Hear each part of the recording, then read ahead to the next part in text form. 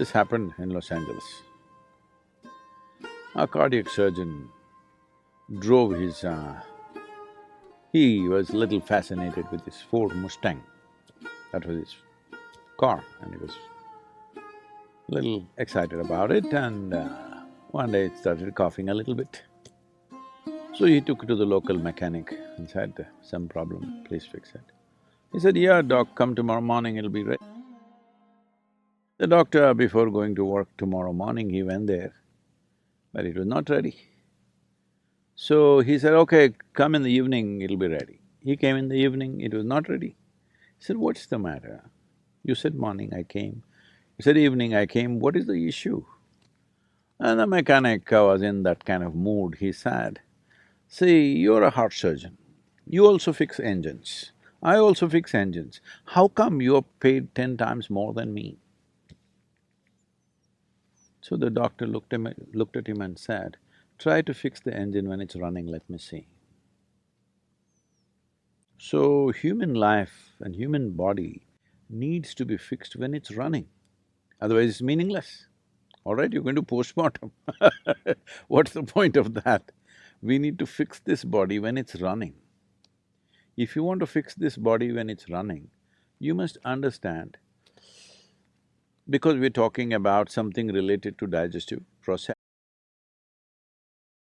These are the stages of this: ingestion, putting something inside; digestion, assimilation, excretion. These are four dimensions of food and the whole process. Ingestion, digestion, assimilation, excretion. Ingestion is happening in today's world just about any time, wherever they are, sitting, standing, any time of the day or night, people just eat because there's so much food. It was not like this ever in the history of humanity. But unfortunately, fortunately there is a lot of food. Unfortunately, people don't know when to eat, when not to eat. As there are cycles in time, see, we know time only by cycle. The planet spins one like this, one spin, we say it's a day. Otherwise you wouldn't know. If the moon goes around, we say 1 month. If we go around the sun, then we say 1 year. So our idea of time is essentially cycles. Our birth and death is also a question of cycles. Only because our mothers' bodies were in sync with the cycles of the moon, we are even born, otherwise we wouldn't be born. So our whole physical existence is cyclical. The entire spiritual process, we could go into that if you wish, essentially is significant because it's not cyclical. Because cyclical means you're going in circles. If I say you're going in circles, what does it imply? You're in a loop. You're not getting anywhere. Yeah. Usually if I leave you in desert where here there are some mountains, if there are no features, it's just sand, then people end up going in circles. That means you're not getting anywhere, that means you're lost. So the moment you are completely identified with your body and your psychological structure, you will start going in cycles. So in India, it's… in the yogic culture, it's very, very clear, this is called as samsara, that means cyclical life. So cyclical life, as good a merry-go-round it may be, if you arrange it well, it's a good merry-go-round, but you're not getting anywhere. Children can enjoy a merry-go-round.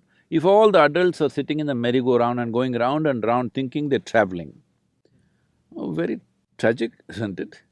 So that's what happens. So the body is a cycle. These cycles are very connected with the planetary cycles, with the moon cycle, with the sun cycle, everything. Lunar cycle, solar cycles and the earth cycles are very important for the body. If one has the necessary awareness, they could observe on which day your body doesn't need food. Every other creature knows this. Unfortunately, human beings have forgotten because their thought process or their silly mind has superimposed every other sense they have in their system. If you observe your system, you will see on a particular day, you don't feel like eating. That day you should not eat.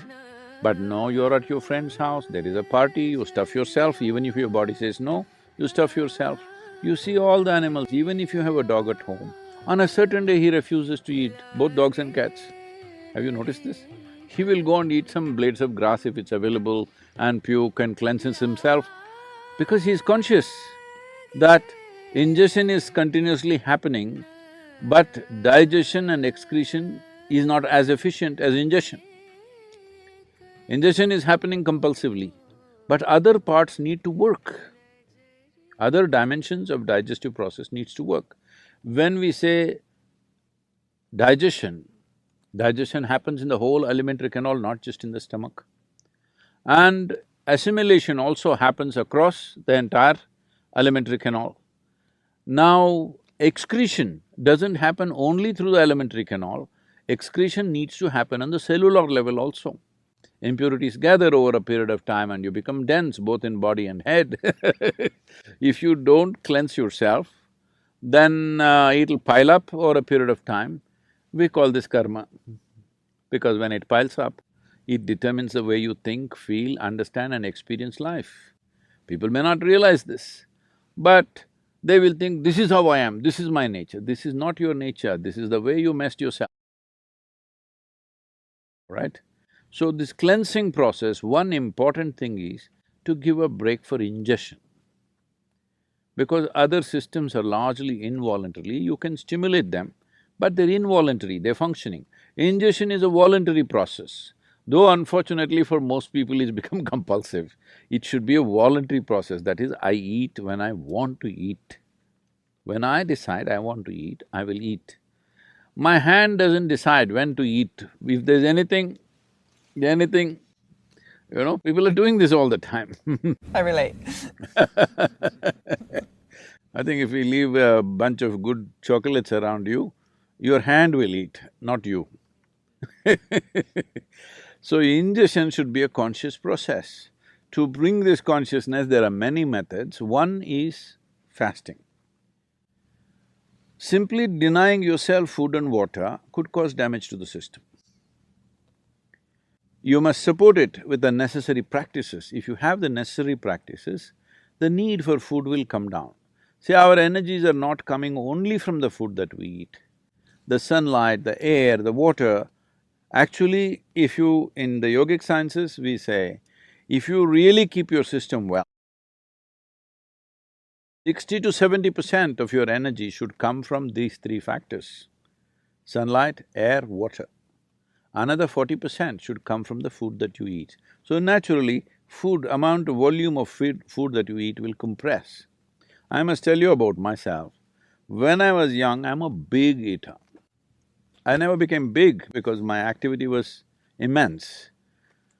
But today what I eat is actually 1/10 or less than 1/10 of what I used to eat at that time. From the age of 19 till now, I'm still the same weight.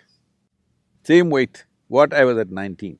Only thing is, at that time, all the weight was on my shoulders. Now, because of this gravity continuously working on me, kind of pulled it down a little bit. But I kept myself up. So fasting as a process must be done with necessary understanding. If people don't have that awareness, in India we fixed the 11th day of the moon cycle, you must fast. If you're not able to fast, you go on something very light, it's called palhar. That means you go on fruit diet. Because fruit is a substance which is over 90% water, and you must eat water, not drink water. This is the yogic science.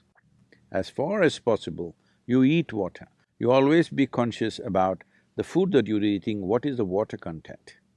Like a South Indian meal, if you eat, a cooked meal I'm talking about, if you eat, very easily 60–70% water. In fact, more. In some of the foods, it's much more. But now the food that you're eating here, you're eating bread, which was baked a month ago probably. Is that minimum? Even in so-called organic shops, it's at least a month or at least a week. Nobody is going and getting fresh bread and come, and anyway, the way the bread is baked, it doesn't have water in it, very, very little water. So of course you're compensating that with a bucket of Coca-Cola or something like that. Right? Yeah. I said a bucket, A not bucket is actually a good amount of Coca-Cola. Where is this big? Yeah. But that doesn't work like that. If you drink any liquid along with your food, the acids that are necessary for digestive process will get diluted. Your whole digestive process gets inefficient. Because food when it goes in, if it contains water, it's assists. But if you put any liquid on top of it, you will see the food will remain in the stomach bag for too long. We are very concerned about this always in the yogic culture and life, that we don't want food to remain in our stomach bag for more than 2.5. What you just watched wasn't just a video, it was a presence exercise. If you stayed until now, it shows something in you is more awake. Comment on what stayed with you, what message hit you hardest, and share this with someone who also values this kind of conversation. Thanks, a big hug, and see you in the next video.